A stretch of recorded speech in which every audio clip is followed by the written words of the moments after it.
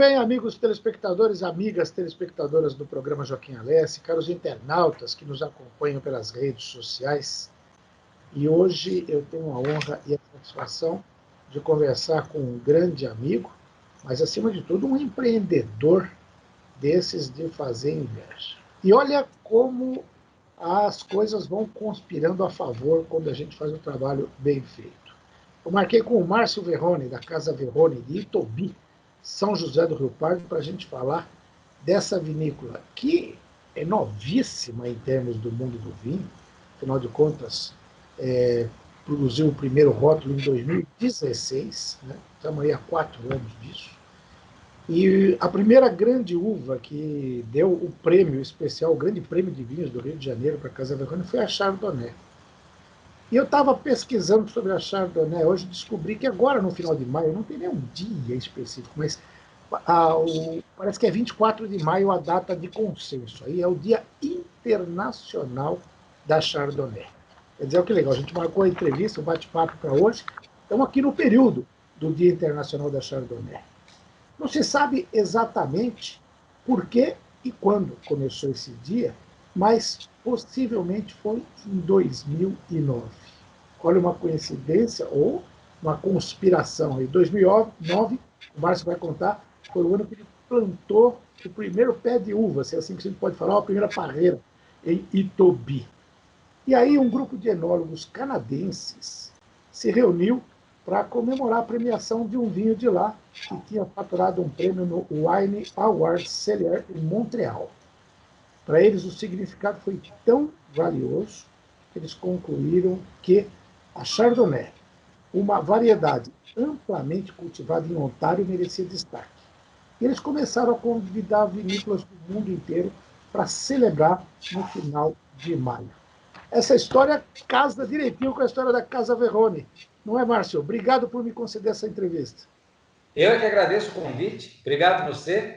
Mas é verdade, quando a gente começou o projeto foi realmente em 2009, né? A gente plantou, naquela época, para a inversão de ciclo, foi Syrah, Sauvignon Blanc, Cabernet Franc e Cabernet Sauvignon. E depois, no ano seguinte, nós plantamos Chardonnay. E ela, por incrível que pareça, foi que projetou a gente no mercado realmente em 2016. A história que eu sempre conto, que foi verdade, foi o seguinte: em 2015, eu estava entrando num restaurante e toco o telefone ao enólogo, Christian, né? E ele ligou para mim e falou assim: Márcio, cadê as barricas que você acabou de mandar você acabou de comprar da França? Eu falei, ué, vai ser para o Syrah, não vai ser para o Syrah? A gente comprou para ele. Ele falou, não, estou com um probleminha aqui.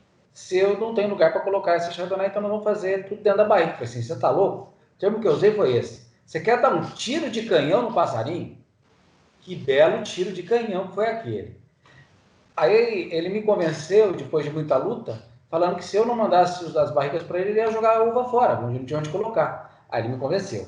Aí mandei as barricas para ele, rapidamente nós já vinificamos e fizemos malolática dentro da barrica. Ficou mais ou menos uns 6, 8 meses, mais ou menos, dentro da barrica.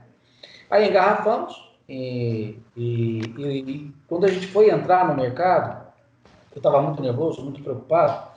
Brasileiro sempre teve certo receio de vinho brasileiro, que graças a Deus hoje está mudando. Nervosismo está entrando com uma empresa nova no mercado, que como todo mercado é muito concorrente, mas aí eu tinha mandado lá para o Rio de Janeiro ele e um Syrah. E passado 3 meses, da gente já ter colocado a primeira garrafa de vinho à venda, toco o telefone, aí o pessoal lá da Grande Prova ligou para mim e falou assim, você precisa ir para o sul, fazer representar. Eu falei, bom, pior das hipóteses, de repente a norma, quem participa vai ter que ir lá, então no pior das hipóteses, eu vou passear. E assim fui, né? E cheguei lá, não é que a gente ganhou o melhor vinho do Brasil? Aí já foi Paladar, Globo, Rede Globo, CBN, começou a colocar devagarzinho o nosso nome no mercado, que graças a Deus está melhorando, né? Está bem, bem melhor e está cada vez mais fazendo sucesso. E nessa história também que eu fui pesquisar da Chardonnay para poder conversar com você, bom, a gente sabe que a Chardonnay ela é a rainha das uvas brancas, né? É típica da Borgonha, e os grandes Borgonhas brancos são feitos de Chardonnay, né? Então, aí, essa ideia do Christian, do teu enólogo, que é chileno, né? Ele é chileno? É. Christian? De usar a, a barrica de carvalho francês, tinha também toda uma lógica, não era simplesmente uma questão de você não tinha onde vinificar a Chardonnay, né? Tinha toda uma lógica que ia ao encontro de produzir um grande vinho, né? Ela é típica da França. Sim, e ele acertou, porque quando a gente fez esse vinho, naquele momento eu falei assim, caraca, não é possível, mas ele estava vendo realmente alguma coisa lá na frente, que eu não soube perceber isso naquele momento. Né? Mas aí que está aquela diferença. Eu estava lendo um livro aqui do meu grande amigo Ciro Lilla, que é um livro que eu tenho aqui há uns 20 anos, Vinhos para Iniciantes, mas vale sempre a pena ler. E ele citava um outro enólogo brasileiro que dizia o seguinte, a diferença entre o enólogo e o enófilo, né? O enólogo é o cara que entende de vinho, é o caso do Christian aí e tal. É o que faz. Então, o enólogo é o cara que, diante dos vinhos, toma decisões.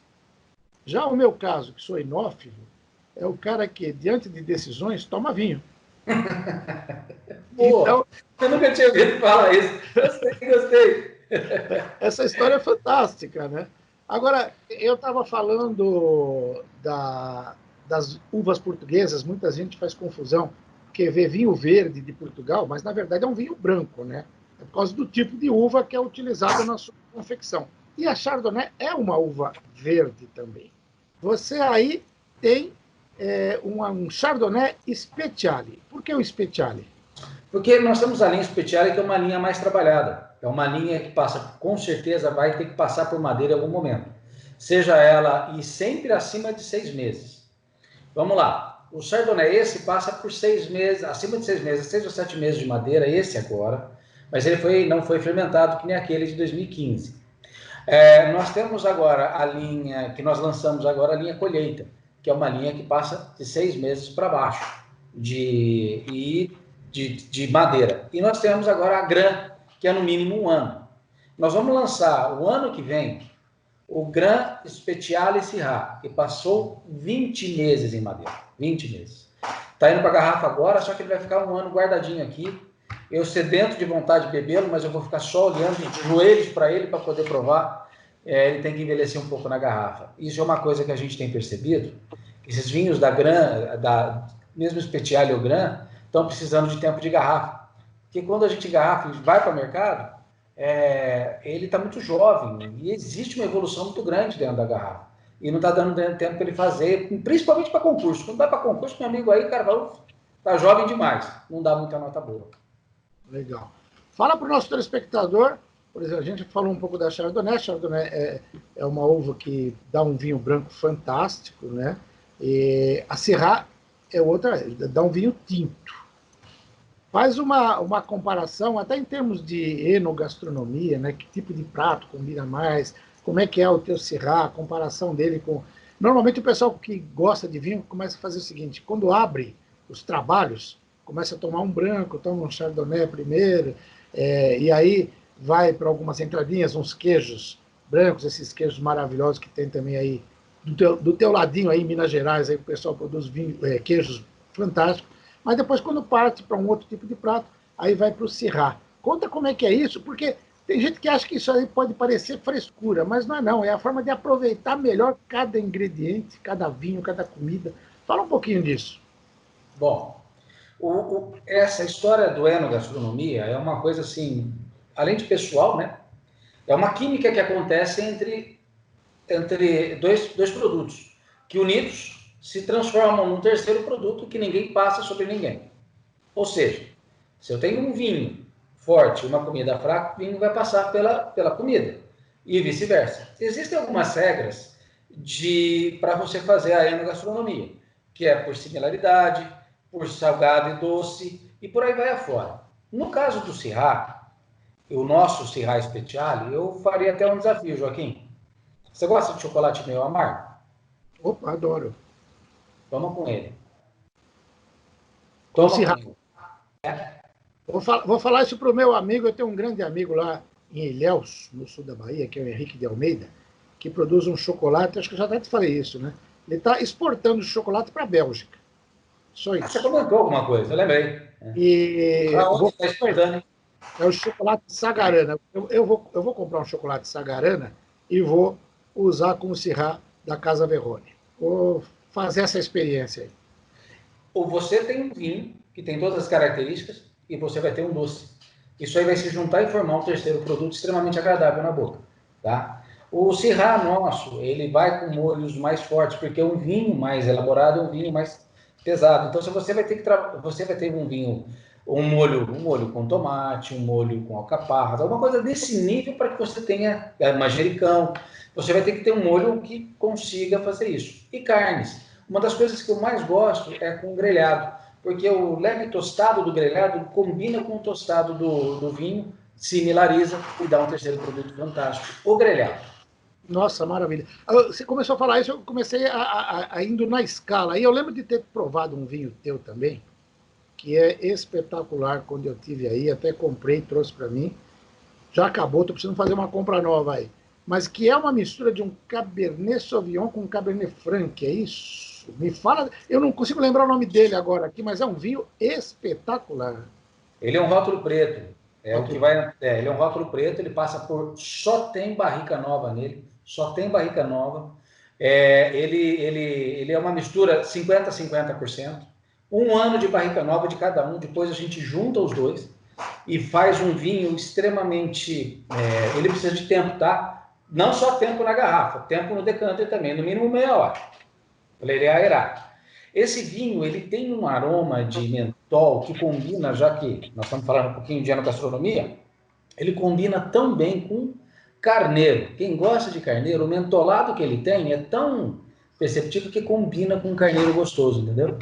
Então, é um vinho que é elaborado com 50-50, no mínimo um ano, mas só com barricas novas, que a gente compra, que a gente importa da França. Tá? Como é que é o nome dele? Eu não estou lembrado agora. É Grand Special. Grand Cabernet Special. Sauvignon, Cabernet Franc. Ah, ele é maravilhoso. E é legal até você explicar isso, quando você fala de barrica nova, às vezes o telespectador, a telespectadora que está vendo, não tem essa familiaridade com o mundo do vinho. Só para o pessoal ter uma ideia e saber o que é o investimento nesse tipo de trabalho. Uma barrica nova, de carvalho francês, importada, hoje está custando quanto? R$6.000, importando direto. Dependendo da barrica. Uma barrica. E dependendo da barrica, porque você tem várias tonelarias e cada uma tem seu preço. Portanto, se eu fosse comprar ela revendida aqui no Brasil, ia ser muito, muito, muito, muito, muito mais caro do que isso. É porque eu importo direto, né? Certo. Mas hoje está em torno de 6 mil uma barrica. E quando você fala nesse vinho, usou essa barrica para ele, você não usa mais. Você pode usar para outros, mas para ele não dá para outro. Aí vai para outro, sim. Sem dúvida nenhuma. Aí não, eu tenho que usar, por exemplo, aí ele sai e vai para o Syrah Speciale, que aí eu uso barricas de primeiro, segundo, terceiro uso, quarto uso. Tá? Agora, quando você quer extrair todo aquele... Outro detalhe, nós estamos falando de uma barrica. Quando eu faço 5, 6 barricas. Então pode fazer conta, isso tudo é pago antecipado. Para eu lançar o vinho, no mínimo, 1 ano e meio depois. E olhe lá. E depois tem a garrafa, que ela tem uma preparação especial, um formato diferente, tem o rótulo. Quer dizer, esse investimento é um investimento que exige muito e que depois tem que ter um retorno, não tem como. Às vezes o pessoal fala assim, mas aí o vinho é muito caro. Ele tem que ter o valor, tudo isso agregado e, obviamente, o lucro também em cima, né? Mas, tem que ter por exemplo, a gente tem uma outra fonte de renda, porque se eu fosse levar isso em consideração, partir para esse nível de vinho, com barrica desse jeito, essas coisas, realmente não é fácil, porque você tem que bancar tudo antecipado e o retorno não vem naquela velocidade que você espera, é lento. Né? Então, eu acredito que eu não tive retorno do investimento e mais ou menos eu acho que eu não vou recebê-lo, não. É como se eu tivesse uma poupança, fiz e começo daqui para frente vida nova. Infelizmente, eu acho que vai ser assim. Legal. E agora, um outro vinho que a gente já abordou numa live, mas agora esse aqui é para o programa e eu quero muito falar dele, porque eu me considero um privilegiado por ter visitado a Casa Verrone em junho de 2020 19, tem estado aí ao ar livre, lá junto aos flamboyantes, estava maravilhoso aquele almoço, tomando vinhos fantásticos, mas você nos brindou oferecendo uma prova do que viria a ser esse espumante Brut, exclusivamente 100% Sauvignon Blanc. Uma sacada da Casa Verona. Você já me falou que está tendo um resultado já dos quem bebeu está apaixonado. Eu tô para beber. Já encomendei ela com a minha amiga Carla Oliveira da Brindisi Vinhos, que ela que me fornece os vinhos da Casa Verona. Mas é uma sacada e é um vinho maravilhoso, né? Fala um pouquinho desse Brut da Casa Verona Sauvignon Blanc. Esse vinho, ele foi... qual que é a sacada dele? A gente, junto com o Christian, e ele bolou, ele teve essa ideia, também partiu bem de conversas entre nós dois, porque é o seguinte, a gente tem que lançar coisa nova para gerar expectativa, para gerar coisa. Então, a gente estava conversando e a gente falou assim, que tal a gente fazer um espumante bem frutado, alguma coisa bem ácida, mais ácida até. Aí eu falei, ué, vamos lá, a melhor uva que a gente tem agora para isso poderia ser uma Sauvignon Blanc. Ele falou exatamente o que eu estou pensando. Aí ele falou assim, ó, vamos fazer esse espumante e aí a gente pode trabalhar ele de várias formas.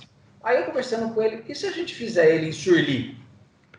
Aí ele virou e falou assim para mim, tá aí uma boa jogada. Tem alguns produtos em surli, mas ele não é muito comum. Aí o que eu falei para ele? Então vamos fazer. Então a gente começou a trabalhar em cima disso. Hoje nós temos um espumante 100% pelo método tradicional, espumante, com as borbulhas bem pequenininhas, só que a borra está lá dentro.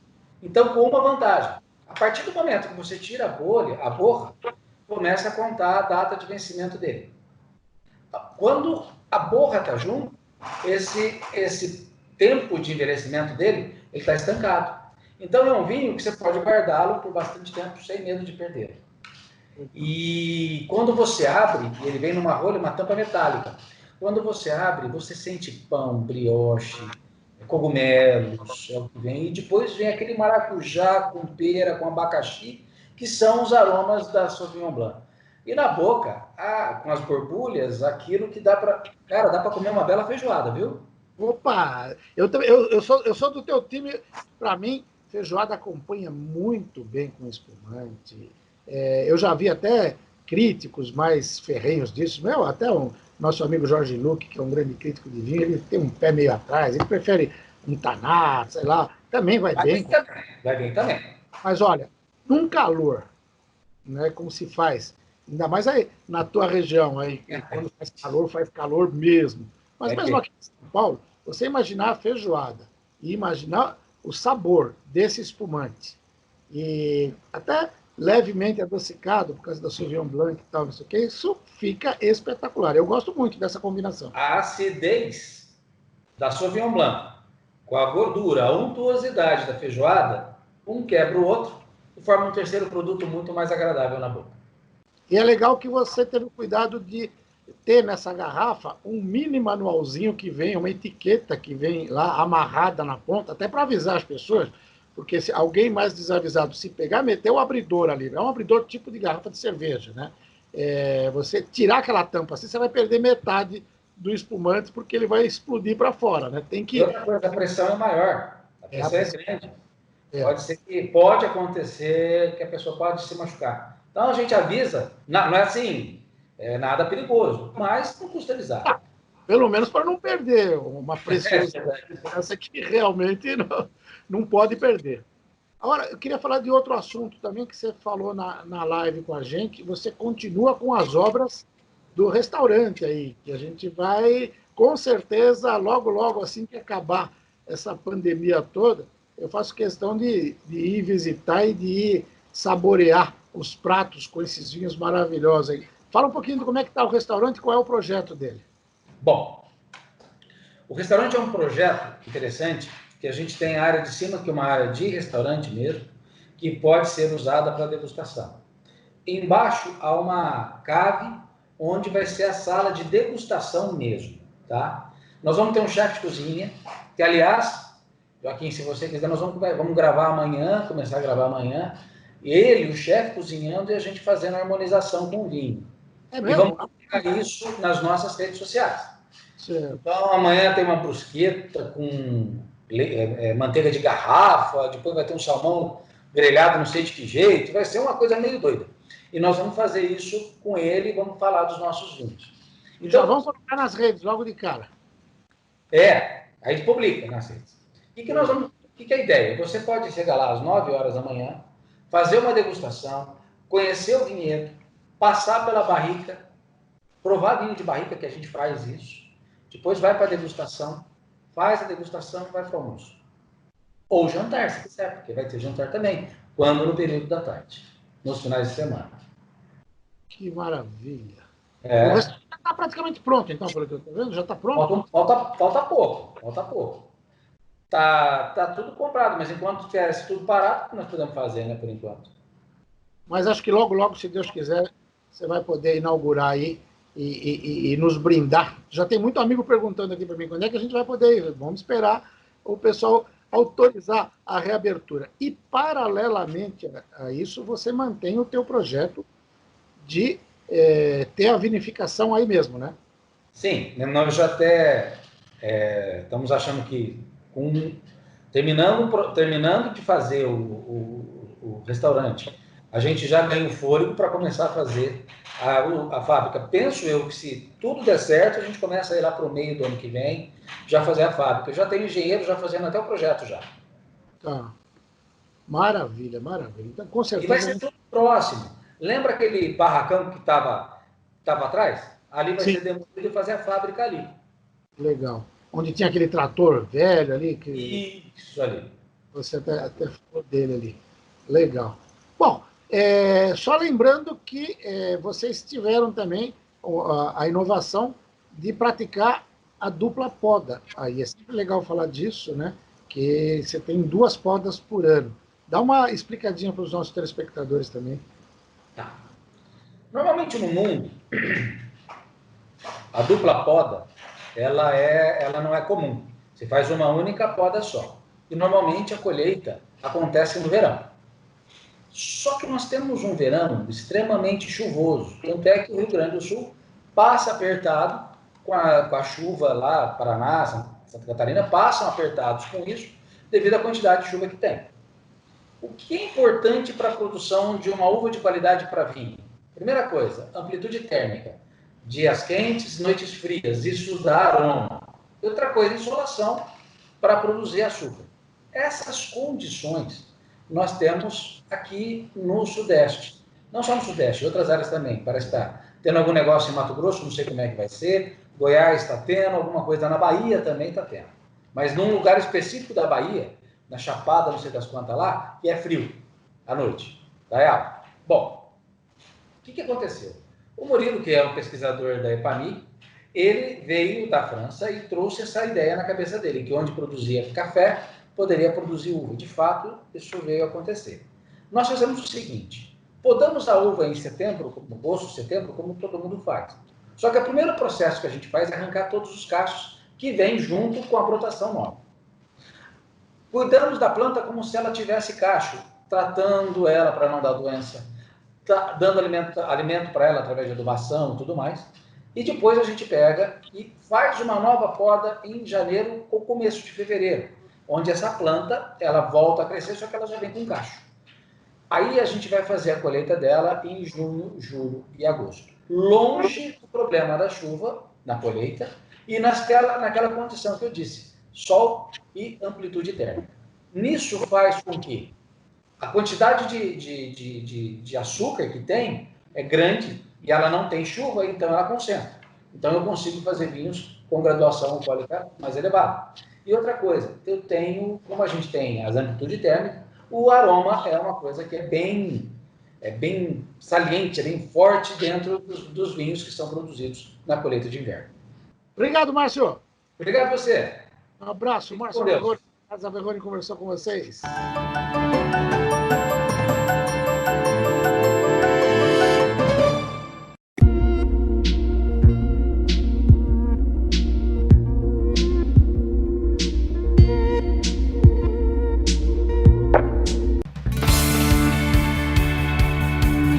Hoje, mais do que nunca, estar em casa, na segurança de um lar, é com certeza o melhor negócio. É assim que a construtora Patriani trabalha todos os dias, para você se sentir protegido e confortável dentro de casa. Para seu investimento ser seguro e rentável, mesmo num período com tantas incertezas. A Patriani entende que mais do que nunca você precisa da segurança de um lar. A Patriani entende que mais do que nunca você precisa proteger sua família e seu bolso. A Patriani entende que ter o seu lugar é essencial. Essa é a recomendação de todos. Pergunte aos mais vividos. Investir em imóvel é sempre mais seguro. Ações e aplicações sobem e descem, mas um imóvel sempre protege seu patrimônio. Invista sem riscos. Invista em um imóvel da Patriani. Seguros e modernos, hoje ou daqui a 20 anos. Camisetas, calções, meias, tênis, enfim, tudo o que você imaginar para a prática esportiva você encontra em um único endereço: aesportiva.com.br, o seu site de materiais esportivos. A Esportiva, desde 1962, oferece o que há de melhor a seus clientes. Portanto, se precisar de material esportivo, não esqueça, o site é aesportiva.com.br.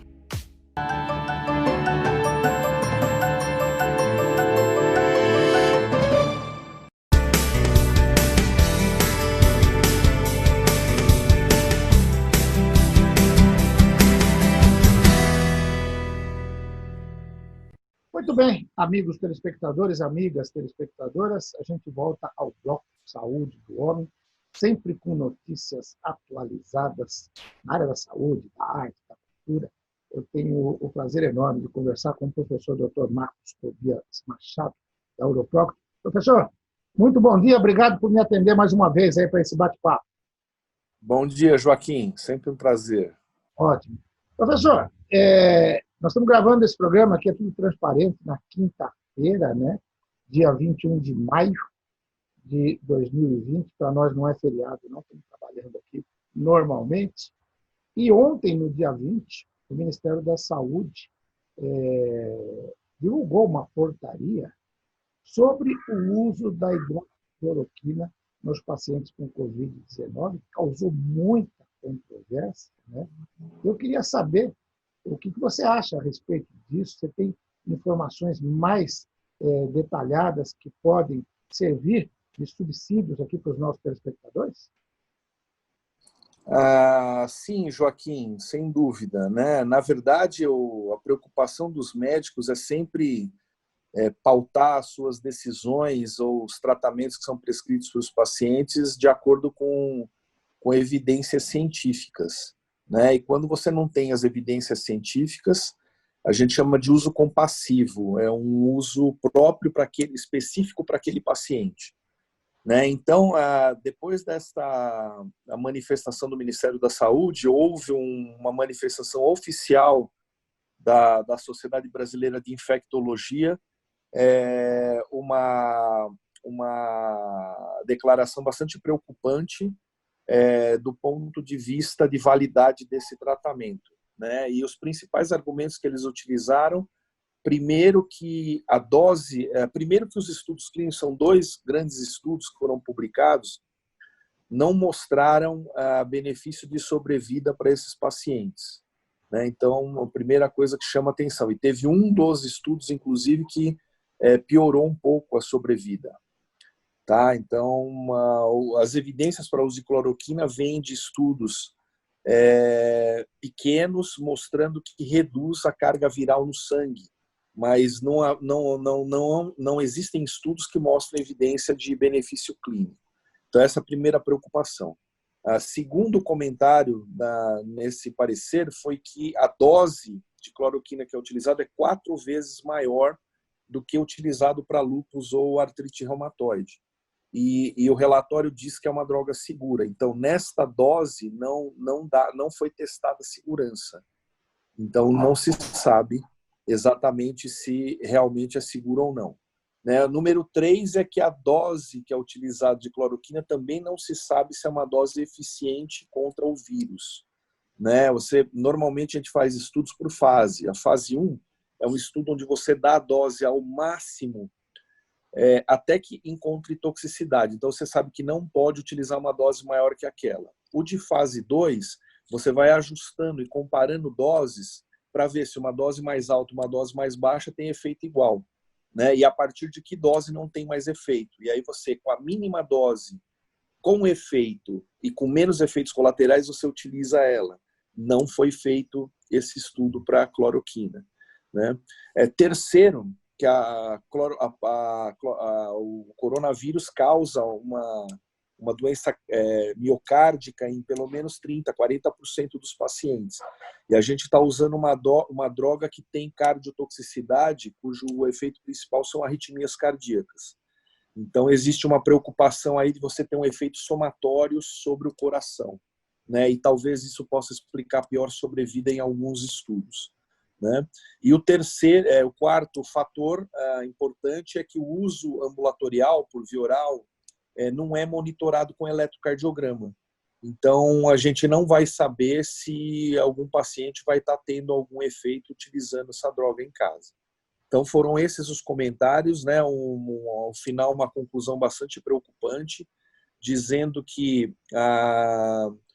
além de não ter evidência clínica evidente, obviamente que para alguns pacientes pode funcionar, mas nesses estudos não foi comprovado isso, pode, além disso, causar malefício ao ser humano, ao paciente. Então, bastante preocupante esse comentário, e eu acho que a gente tem que estar muito atento, né? Não que não possa ser utilizada, não é isso, mas se for utilizada, ser utilizada por médico, com controle médico, com eletrocardiograma, tudo certinho, para evitar os efeitos tóxicos dessa droga que podem ser maléficos para a saúde humana. Eu acho que é mais ou menos essa mensagem que eu entendo, né? Obviamente, se a cloroquina funcionasse, seria uma coisa maravilhosa, porque é uma droga barata, né? Existe muito lobby de laboratório contra drogas baratas, né? de uso simples e fácil que funcionem, mas infelizmente a gente ainda não tem aquela evidência científica que a gente gostaria para poder usar a cloroquina em larga escala, como o Ministério quer. Correto. Daí a gente entende por que o governo não encontrou nenhum médico que se sujeitasse a assinar esse parecer. Exato, exatamente. Para colocar assinatura, colocar o seu número de Conselho Regional de Medicina ali em risco. Nem a Nise. Nem a Nise Yamaguchi assinou, que a Nise que fala a favor da cloroquina. Agora, fazendo aí o papel de advogado do diabo, alguém pode perguntar aqui, né? Mas na entrevista anterior, o Dr. Tobias disse que foi medicado, além de outros medicamentos, né? Quando estava internado lá no Hospital São Luís, com cloroquina. Isso aí não é uma contradição, ou tem que deixar bem claro, como o senhor mesmo disse agora há pouco. Ali estava num ambiente monitorado, estava vendo ação, estava vendo pressão. Como é que é isso? São duas coisas. A primeira é essa que você está falando, né? Eu estava sendo acompanhado por um infectologista, foi recomendado o tratamento, tinha um cardiologista que me acompanhava também, fazia eletrocardiograma 3 vezes por dia. Então, assim, eu acho que foi um uso compassivo, mas foi feito de acordo com o controle. E a segunda coisa importante, que é uma outra coisa que apareceu no parecer da infectologia também, da sociedade, é que, em vez do tratamento ficar por conta de prescrição do médico, poderia ser feito um grande estudo clínico para teste dessa droga, já que foi comprada uma quantidade enorme, né, incluir os pacientes em estudo clínico e obter a evidência científica que se queira positiva ou negativa. E no São Luís não havia nenhum protocolo clínico de estudo, o que seria uma coisa que eu entraria totalmente, porque se não tem comprovação de que determinada droga funciona ou não funciona, eu entraria tranquilamente num estudo sorteado, usando ou não usando alguma droga dessas que está sendo proposta para o tratamento, para tentar melhorar as evidências científicas. Então foi isso, eu estava monitorado por médico, e não havia nenhum estudo clínico no hospital onde eu estava internado que eu pudesse receber algum tratamento diferente ou experimental que pudesse ter uma evidência maior mais para frente. Então, basicamente é isso. A gente tem que explicar as coisas para o público, senão todo mundo vai achar. O doutor tomou, então eu tenho que tomar. E o contrário também. Poxa, estão falando que não é para... Ele mesmo está falando que não é para tomar e tomou. Mas eu tomei monitorado por médico prescrito, né? Aceito, não... Isso é uma postura muito individual. Cada paciente tem um tipo de postura. Você tem pacientes que debatem mais os tratamentos, né? Eu, como médico, poderia ser assim, mas não sou. Eu, como paciente, eu sou totalmente passivo. Eu escolho o médico que eu acho que tem qualidade e aceito plenamente o que ele me fala, né? A não ser que realmente vá muito contra o que eu penso. Mas, normalmente, como eu acho que escolho pessoas de bom senso, então, normalmente, eu acabo fazendo exatamente o que o médico prescreve. Legal. Eu também tenho essa mesma postura. E também o que a gente está fazendo aqui é uma orientação, é um alerta, porque a gente vê nas redes sociais muita bobagem. Gente falando... Eu ouvi dizer que naquele pessoal que fica indo direto lá no Palácio do Planalto, todo mundo toma chá de cloroquina de manhã, toma lá água com algumas gotas. Não sei se é verdade ou não. Mas, ao mesmo tempo, a gente vê gente... Nessa hora pode ser piada, né? A gente mora no Brasil, né? De repente, isso é uma brincadeira que alguém inventou, entendeu?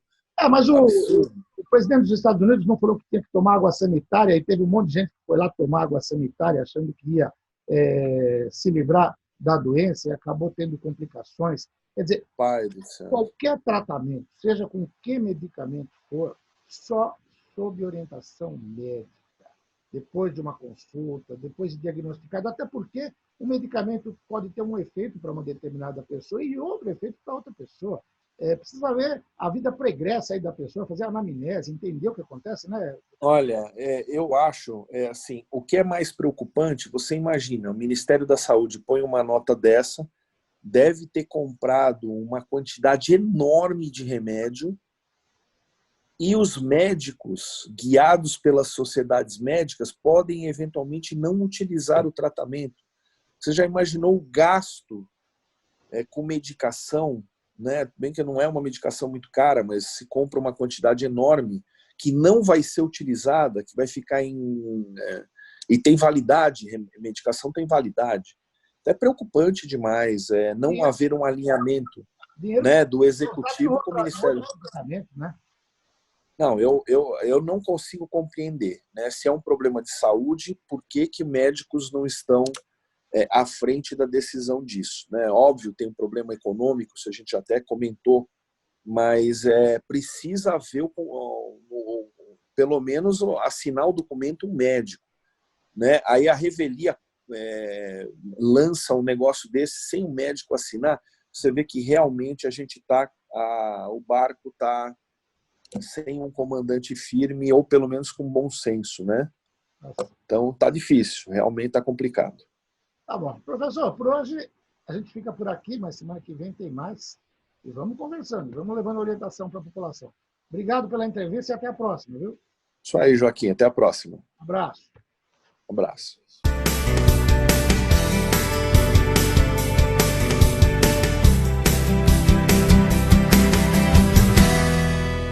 Muito bem, amigos telespectadores, amigas telespectadoras do programa Joaquim Alessi. Hoje a gente está falando aqui ao vivo com o presidente do Ramalhão Esporte Clube Santo André. Eu estou com a camisa aqui, que eu ganhei de presente, do presidente mesmo, na comemoração do cinquentenário. Tem outras aí, tem várias outras guardadas no armário, mas hoje eu fiz questão de vestir esse manto, porque eu fiquei muito feliz ao ouvir do grande jornalista Milton Neves, hoje cedo, e ele comentando uma pesquisa feita pelo Instituto de Pesquisas Orbis, do meu outro grande amigo Fausto Camunha, que foi secretário de Esportes do Estado, secretário de Esportes e Lazer da Prefeitura de São Bernardo, de São Paulo, um grande jornalista, com mais de 50 anos de carreira.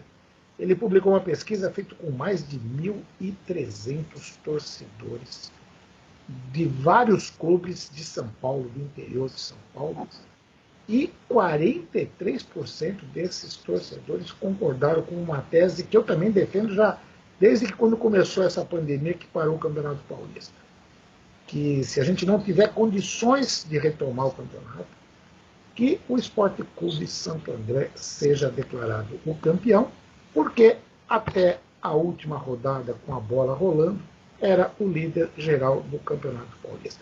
Por isso eu liguei para o meu grande amigo, o presidente Sidney Riqueto, para comentar isso e já dizer, parabéns, campeão! Não, ainda não, Joaquim. Boa tarde, é muito cedo. Você sabe que o interesse total da federação é que o campeonato tenha prosseguimento, principalmente pelo aspecto comercial. Você sabe que hoje o futebol ele é regido, feliz ou infelizmente, pelos interesses comerciais da emissora de televisão detentora dos direitos de transmissão. E se não houver esse prosseguimento, se não houver essa conclusão, um valor muito significativo vai deixar de ser pago, que é o correspondente à última parcela para os clubes de abril e para a federação, aquele valor que ela vai utilizar também para o pagamento das premiações. Correto. Você sabe, há uma escala do primeiro até o 14º no campeonato, os clubes recebem uma premiação de acordo com a sua classificação. E esse eu entendo que ainda é o grande óbice. É óbvio, concordo, se não houver prosseguimento do campeonato, nada mais justo do que se obedecer à classificação vigente no momento da paralisação, que seria o Santo André em primeiro lugar. Mas eu entendo que há uma dificuldade muito grande, repito, em função dessa questão comercial. Claro, claro. Eu até falei, é lógico que a gente fala com o espírito de torcedor, o espírito de quem mora em Santo André e que aprendeu a se apaixonar por esse clube, acompanhando o trabalho que várias gerações de dirigentes vêm fazendo ao longo dos anos, né? De alguém que teve a felicidade de ver o Santo André ser campeão da Copa do Brasil em 2004, lá no Maracanã, contra o Flamengo, de gente que viu o Santo André despontar como um dos grandes clubes do futebol brasileiro. Mas a gente sabe também que o importante, além do título, lógico que ele é fundamental, seria a premiação também, porque, assim como todos os demais clubes, o Santo André também vive um problema sério de caixa, sem jogar, sem ter arrecadação, sem ter bilheteria, e é complicado isso, né? Vai ser, mesmo que ganhando o título, sem a premiação, fica mais difícil ainda para recuperar toda a estrutura que foi montada, né? Sem dúvida. O título simbólico, eu sinceramente vou dizer, ele criaria mais problemas do que soluções para nós. O que nos obrigaria a uma recompensa aos atletas, é óbvio, só que nós dependeríamos dessa verba da federação. E sem essa verba, a coisa fica praticamente inviável. Nós já estamos tendo dificuldade com a supressão do pagamento da parcela que venceria em abril, dia 15 de abril. Foi pago apenas o equivalente a 10%, um acordo que foi firmado entre Federação, clubes e Rede Globo. Isso foi insuficiente até para nós honrarmos a nossa folha que já venceu. E nós temos os contratos todos terminados. Estamos conversando com os jogadores para o caso de uma retomada do campeonato, que eles voltem e cumpram esse período final de competição. Nós já temos bastante adiantada a negociação com vários desses atletas. Eu diria a você hoje que eu teria 9 titulares dos 11 que vinham jogando já acertados para um retorno. É óbvio que essa dificuldade cresce no momento em que a pausa se estende e principalmente se houver uma paralisação, um cancelamento final, a dificuldade financeira vai ser o nosso grande óbice para a continuidade até mesmo da temporada. Correto. Agora, o senhor e os demais presidentes vêm conversando de forma remota, assim como a gente está fazendo agora, com o comando da Federação Paulista. Tem mais alguma reunião marcada aí para os próximos dias, algum encontro? Como é que está isso? Eu acho que nós temos mantido um contato constante, reuniões se se sucedem. Eu acredito agora que antes do dia 30, ou pelo menos nas proximidades, vamos dizer até dia 29, né, que seria a sexta-feira anterior ao final da data estipulada pelo governo do estado para essa quarentena, nós não tenhamos novidades. E a situação que se tem colocado na federação, ela acaba sendo de consenso. Não há como prosseguir o campeonato sem uma liberação das entidades médicas. Eu acho que é uma grande responsabilidade dos clubes não expor os seus atletas. Público, nem pensar. Isso, um retorno de campeonato até o início do Brasileiro, com certeza vai ser com portões fechados. O mínimo de pessoas envolvidas no evento é o que está sendo determinado, definido. Então não vai haver esse retorno sem a liberação das autoridades médicas. Há também um constante contato entre os médicos dos clubes. Nós temos acompanhado, o nosso médico, o Dr. Marcelo Navarro, tem feito isso, com o comitê médico da federação e também, óbvio, com os órgãos responsáveis, principalmente a Secretaria da Saúde do Estado. Os protocolos estão sendo delineados e, se houver um retorno, vai ser tudo dentro de um rigor máximo. E, presidente, eu agradeço muito a gentileza do senhor me atender aí para essa entrevista. E, tendo novidades, a gente está aqui para divulgar. Você sabe que convite seu não é convite, é ordem. Nós estamos sempre à disposição aqui. Tá ótimo, presidente. Muito obrigado, viu? E vamos ficar em casa até o dia 31 aí. Isso, vamos aguardar e quando falar com a federação, com certeza também vai ser por videoconferência. Com certeza. Obrigado, um abraço. Um abraço. Tchau. Amigos telespectadores, amigas telespectadoras do programa Joaquim Alessi, caros internautas, eu estou estreando uma live aqui pelo Facebook, não tinha feito pelo Face ainda não, já fiz pelo Instagram, às vezes dá certo, às vezes não dá, mas olha, a igreja pode viver sem muitas coisas, mas nunca sem o amor. Essa é a frase que eu recebi ontem do material de divulgação da Diocese de Santo André, frase do nosso bispo diocesano, responsável por todas as 7 cidades aqui do ABCD, Santo André, São Bernardo, São Caetano, Diadema, Mauá, Ribeirão Pires, Rio Grande da Serra, Dom Pedro Carlos Tipolini.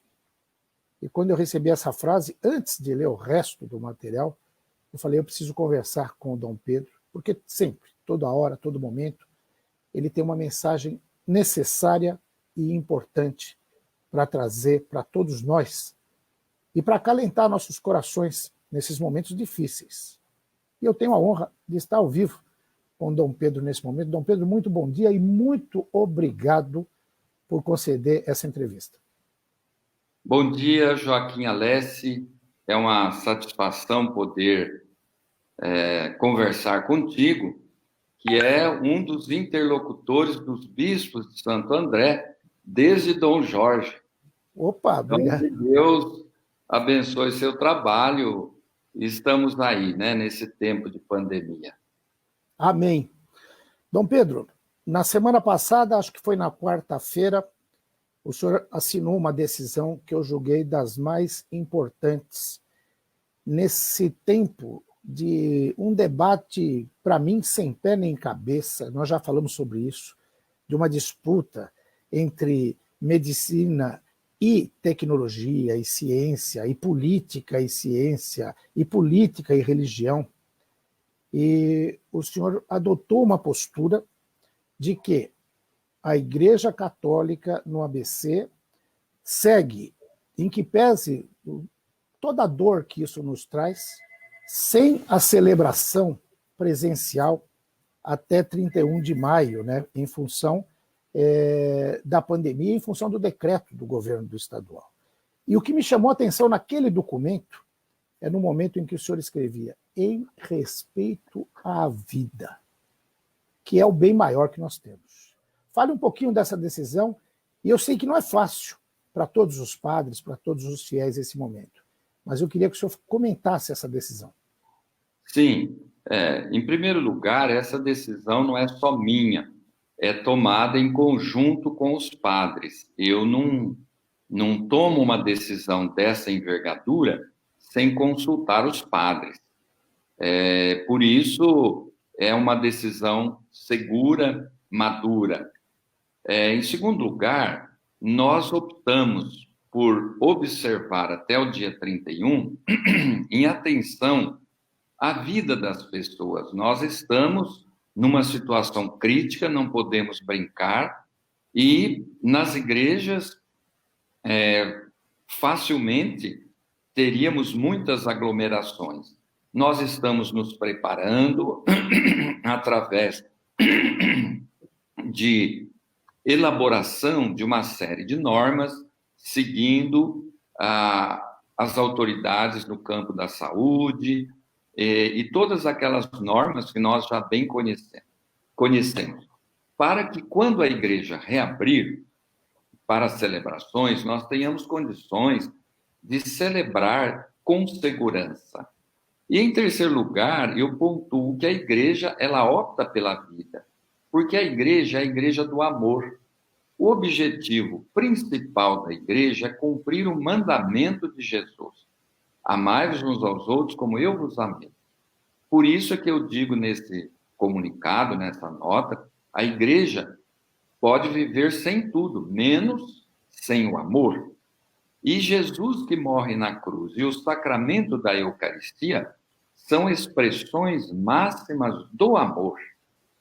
E uma igreja que vive do amor de Cristo, ela sobrevive em qualquer situação. Dou o exemplo aqui da igreja do Japão, que durante 250 anos foi perseguida ferozmente, todos os missionários foram expulsos ou mortos.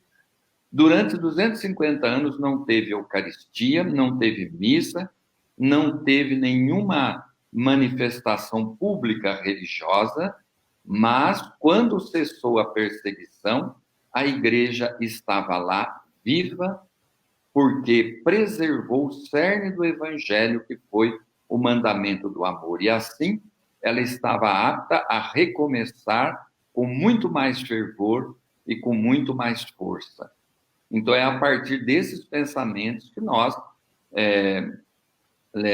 elaboramos aquela nota. E também é preciso considerar que na igreja existe a comunhão dos santos. Mesmo que não haja comunhão eucarística para todos, mas aqueles membros da igreja que podem comungar, comungam por todos os outros. Então, essa igreja que eu dou exemplo, essa igreja do Japão, perseguida durante 250 anos, não pôde comungar, mas as outras igrejas espalhadas pelo mundo comungavam, e os benefícios iam também para eles.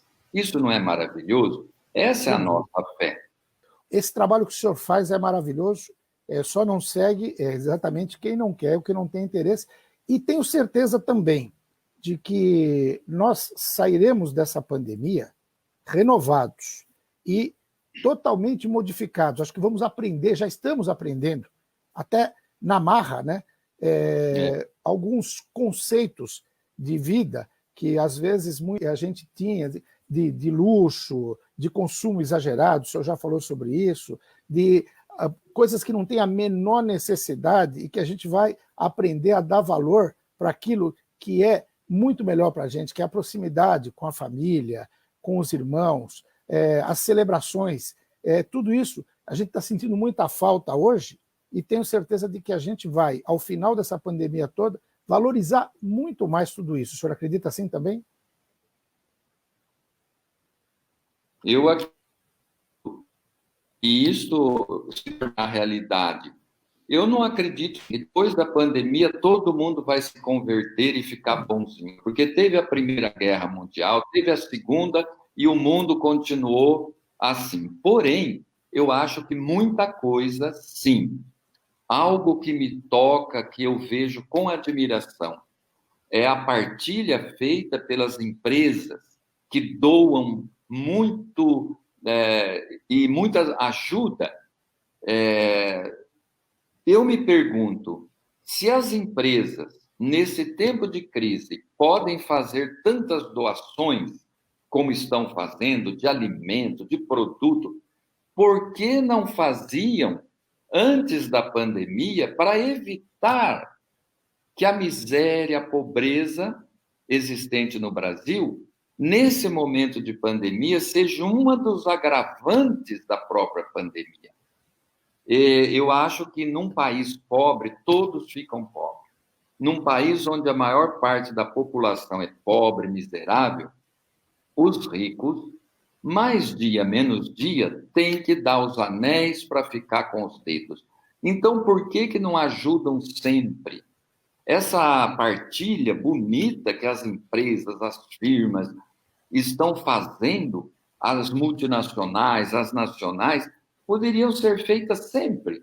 A nossa sociedade teria uma melhoria enorme com esta benemerência, com esta ajuda que as empresas estão fazendo em tempo de penúria e muito mais poderiam fazer em tempo de fartura. Quem sabe, na pós-pandemia, isto se torne uma prática constante. Ajudar a dar ao menos as migalhas. Deus queira. Mais uma lição sua, Dom Pedro, e com essa lição acho que a gente encerra essa live. Se o senhor tiver algo a acrescentar, se não, eu só pediria uma bênção final para os nossos amigos que estão nos acompanhando. Olha, e para mim também. Para que aquela parábola de Jesus do rico Epulão e o pobre Lázaro. O Epulão que dava banquete todo dia e o Lázaro que estava à porta da sua casa, cheio de feridas, e o Epulão não dava comida para ele, nem ligava para ele. Mas o cachorrinho lambia as feridas dele, entrava na casa, comia as migalhas. Quer dizer, o cachorrinho ainda comia as migalhas, o Lázaro nada. Mas depois os dois morreram e Deus acolheu o Lázaro e o Epulão ficou com inveja dele. Então, eu acho que Deus está vendo todas as nossas atitudes e Ele vai dar a cada um segundo as suas obras. Está lá no livro do Apocalipse. Ele é bom, Ele é misericordioso, mas Ele também é justo. Então, é preciso que pensemos nisto e, com muito amor no coração, aprendamos um caminho novo que Deus está mostrando, que é o caminho da fraternidade e da solidariedade. E para que isso se torne uma realidade na nossa diocese, no mundo inteiro, quero abençoar a todos com a bênção que vem de Deus, a bênção da esperança, coragem, fé e coragem. Não podemos desanimar. Abençoe-vos o Deus Todo-Poderoso, Pai, Filho e Espírito Santo. E abençoe o seu trabalho, Joaquim Alessi, e que você tenha muita saúde, se cuide, fique em casa para não pegar a Covid. Amém. Para o senhor também tudo de bom. Muito obrigado pela entrevista. Amém. Dom Pedro Carlos Cipollini, bispo diocesano de Santo André, responsável por todo o ABC, conversou com vocês.